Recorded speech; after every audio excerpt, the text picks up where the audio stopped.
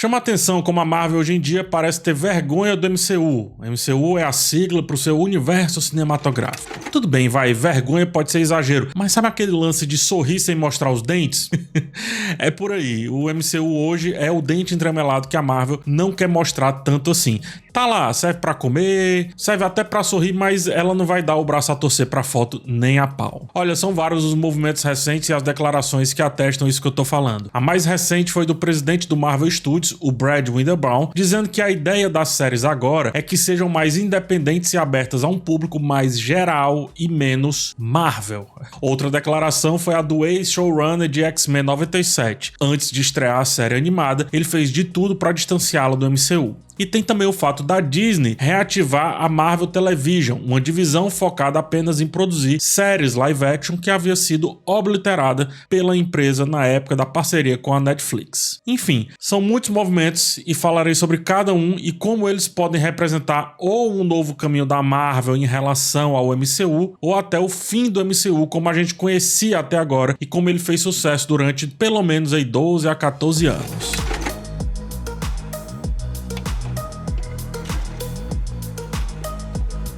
A gente passou tanto tempo com um monte de gente querendo ser a Marvel, né? Parece que agora é a Marvel que não tá querendo mais ser a Marvel.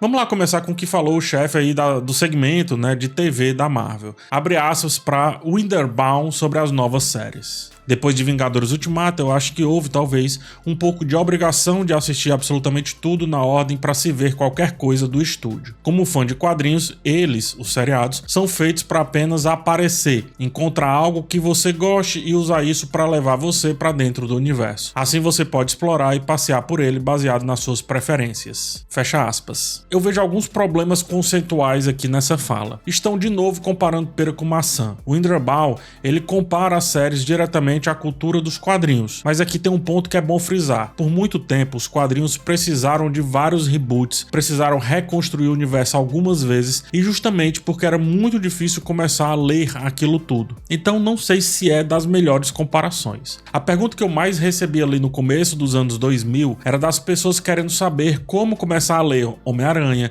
Quarteto Fantástico, Vingadores, dentre vários outros. As respostas eram quase sempre dizer que a pessoa aceitasse entrar num local sem conseguir ver nada, entender nada, que com o tempo as piadas internas fariam sentido. Isso obviamente falando dos lançamentos mensais. Era mais ou menos por aí que acontecia. A Marvel na TV e no cinema, ou seja, o MCU, está quase do mesmo jeito, mas a solução não pode ser a mesma, isto é, ficar brincando de reboot, de reiniciar o universo. Por isso a ideia mais interessante é isso que estão tentando fazer agora, né? Deixar o MCU por perto, mas não tão perto assim. Cinema e TV, se comparados a quadrinhos, são mídias de portes e dinâmicas completamente diferentes, não dá pra comparar. Os quadrinhos tinham um volume maior de saída e até precisavam desse volume para se sustentarem comercialmente. Eles podiam ir e voltar com mais calma, diferente do cinema e da TV, que até é mais fácil de manejar do que o cinema, mas bem distante de fazer com que se fazem ou que se faziam com o papel. São várias as séries de gibis que começaram e nunca terminaram. Era quase como uma novela. Inicia-se uma trama, o público por algum motivo não gosta, beleza, corta daí, descarta,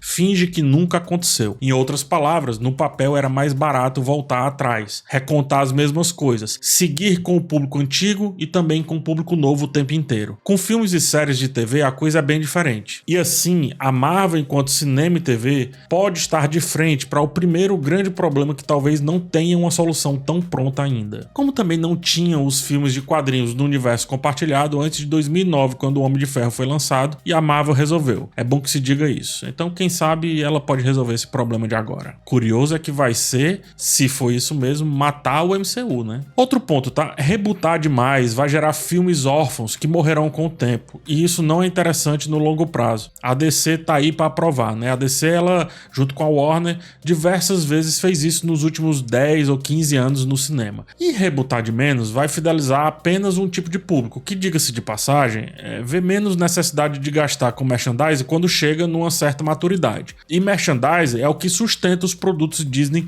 via de regra. Esse é mais ou menos o momento que a gente está passando, inclusive, né? Essa crise passa muito por esse problema, por essa questão. Antes, os nerds vestiam camisetas de quadrinhos com dileto orgulho. Agora tá até difícil de encontrá-las. Inclusive aqui poderia entrar a propaganda de uma marca de camisetas, né? Mas eu não tenho propagandas para hoje.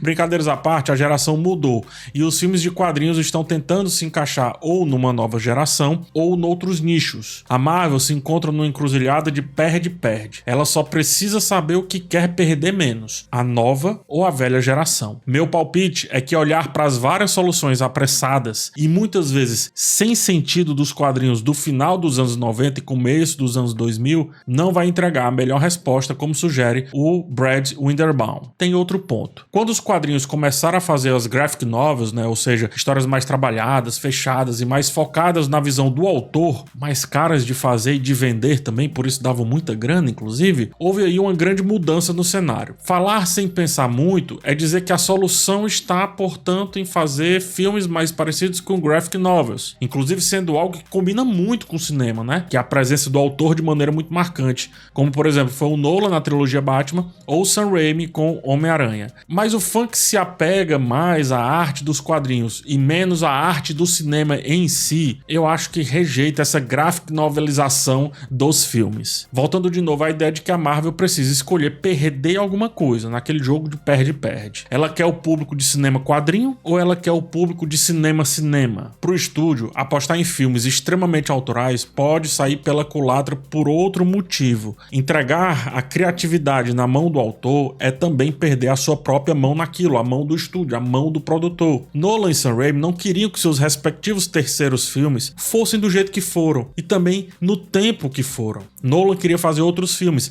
Sam Raimi também, mas a Warner para um e a Sony para outro foram forçando a barra e o resultado são dois filmes talvez os mais inflados das suas respectivas trilogias e os menos conceituados. Inflados porque a produtora disse, coloca tudo rapidamente de uma vez aí dentro desse filme. Acontece que autor que é autor de verdade não quer ficar marcado por um universo alheio. E fazer um filme atrás do outro, como a Marvel pede, não é desejo de muitos. É preciso ter tempo para as ideias fluírem. Autor, via de regra, quer colocar suas ideias no papel e muitas vezes aceita alguns trabalhos por dinheiro. Mas faz isso para que outros projetos surjam no futuro. Se você ficar atrelado ali àquele universo lá, super fechado, quer que seja, você não vai chegar, o autor não vai chegar a esses trabalhos aí que tanto almeja. Então, apostar em autorias fortes é um tiro de rastro curto, e assim é preciso buscar um outro autor, depois um outro autor, e assim sucessivamente. Como que se conquista identidade nesse cenário? Como que se conquista nessa coesão que os estúdios, que as empresas querem tanto?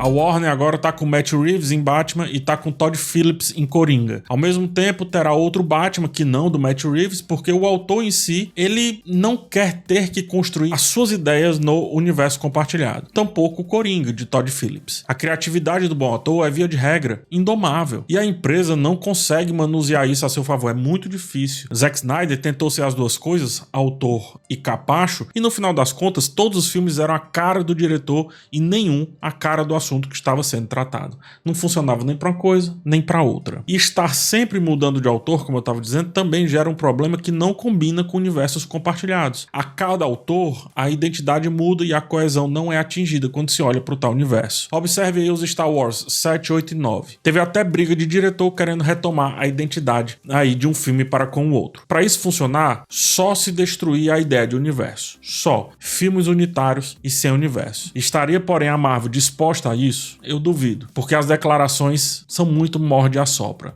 Sabemos do MCU, mas só utilizaremos ele na hora certa. Percebe a confusão? O fã de quadrinhos, justamente por ser fã de filmes de quadrinhos e não de cinema em si, vendo o cinema apenas como entretenimento, tem dificuldade de aceitar a autoralidade. Aceitam Coringa, mas já começam as teorias para enfiá-lo no universo. Aceitam Batman de 2022, mas já pedem um universo daquilo com séries e outras participações. O filme em si não basta. Nunca basta para esses fãs, porque essas pessoas não gostam de cinema, gostam de cinema de quadrinhos, é diferente. Portanto, para aceitar um apelo de graphic novel no cinema, o estúdio precisaria se convencer e convencer uma nova geração que o cinema que se faz cinema como conhecemos é essencialmente autoral, coisa que está longe do público entender, pelo menos na minha visão. E também a experiência que eu passo aqui publicando essa ruma de vídeo, né? Dá para entender bem que quando lança um vídeo, você falando de alguma coisa da Marvel, você então espera Oscar, você espera... Não espero. E eu sei disso também que a Marvel não espera, menos ainda o público,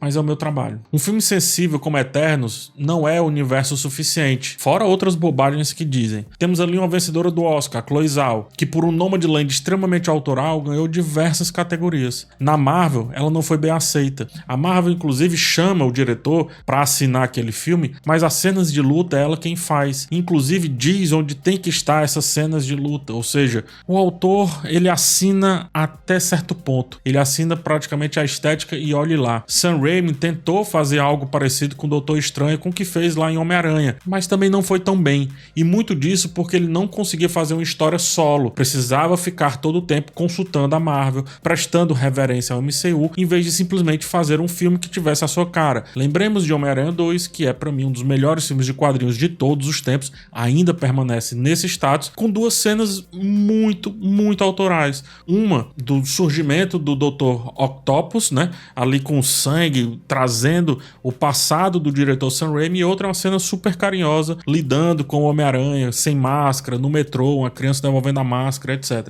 Ali tem a autoralidade, ali tem a criatividade de um ser humano, por mais que ainda tivesse a produção muito presente. Só que quando a produção tomou isso de conta, Homem-Aranha 3 e os problemas que a gente já sabe. Portanto, eu volto lá ao que eu já falei. A grande solução que os quadrinhos tiveram lá para resolver o problema dos gibis mensais, que foram as graphic novels, a Marvel não consegue e não vai conseguir usar no cinema, porque a Marvel se amarrou demais ao universo. E assim, vem o desespero de desamarrar agora na força, inclusive sendo bem literal. O Bo DeMaio, ex-showrunner de X-Men 97, teve que vir a público confirmar que a série não é canônica no MCU. Por que essa necessidade? Por que esse medo? A Marvel criou o Marvel Spotlight, que é para tirar o peso de algumas séries da mão invisível do MCU. Criou a Marvel Animation, que é para separar as animações de todo o resto, como fazia a DC Comics, e também com isso reativou a Marvel Television, uma divisão que havia mandado para as cucuias. Demitiu todo mundo com a chegada do Disney Plus,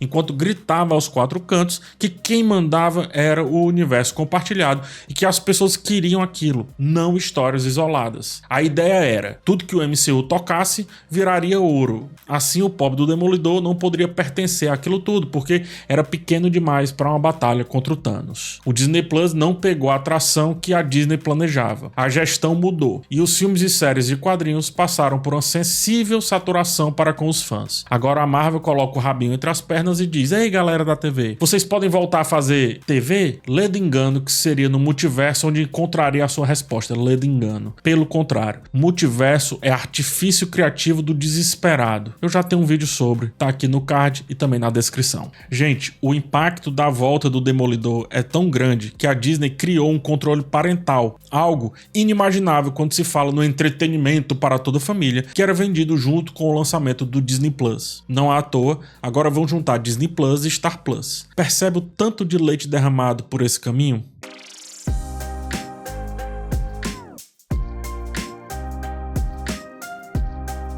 O MCU claramente é um problema para as produções menores que precisam se pagar e que ao mesmo tempo precisam se justificar enquanto história e no final das contas não precisar ser um evento. É preciso tirar o peso dessa turma. Não atingir orçamentos astronômicos como o de Invasão Secreta é a regra. No final, Invasão Secreta não é nem uma boa história, nem evento, além de completamente irrelevante para o MCU. É um gasto. Virou uma nota de rodapé na segunda temporada de Loki, assim como também o filme Homem-Formiga Quantumania virou em Loki. Para isso, o MCU precisa perder total relevância por um tempo.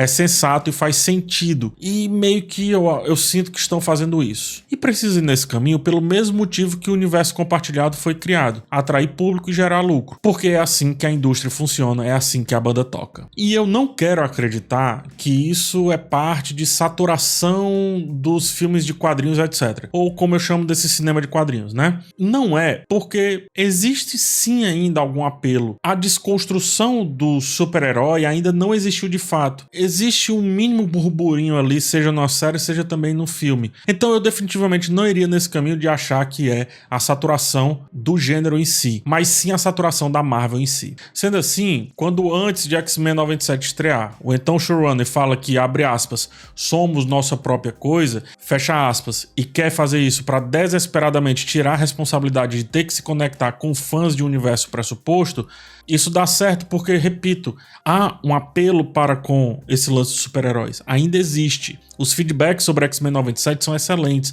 O problema é o MCU. A própria série do Loki atinge o potencial que atinge por conseguir utilizar o universo sem ser necessariamente do universo cinematográfico. Se resvalar ou não no universo, tanto faz. E isso vindo do Loki, que praticamente é um dos responsáveis por começar a unir os Vingadores, sendo inclusive o vilão do primeiro filme. Porque hoje o MCU, ele é limitador criativo. Ele é limitador. Essa é a verdade. O MCU é uma caixinha pro criativo. É uma caixinha com que ele só pode brincar ali com certos brinquedos. É aquelas caixas de areia onde as crianças podem brincar. Então, parece que um velho diretor de cinema que apanhou muito quando disse algo, parece que ele estava certo. Um dia Scorsese falou que Marvel, abre aspas, é parque de diversões. Não é o cinema de seres humanos tentando passar experiências emocionais, psicológicas para outro ser humano. Fecha aspas. É isso. Agora tá aí, ó. O escorregador da Marvel tá vazio, sem tinta, e a empresa tá naquele elevador que despenca. É bom, muito bom, mas dura pouco. É isso, gente. Muito obrigado por chegar nesse vídeo até o final. Agora eu quero saber a sua opinião sobre o assunto. Ainda acompanha e gosta muito da Marvel? Acha que eu vacilei em alguma opinião aqui? Leu o quadrinho dos anos 90 e passou pelas mesmas coisas que eu passei? Comenta aqui e me diz o que você pensa. Quero também o like de vocês e a inscrição. Pode ser? A gente se vê numa próxima oportunidade. Um forte abraço e tchau.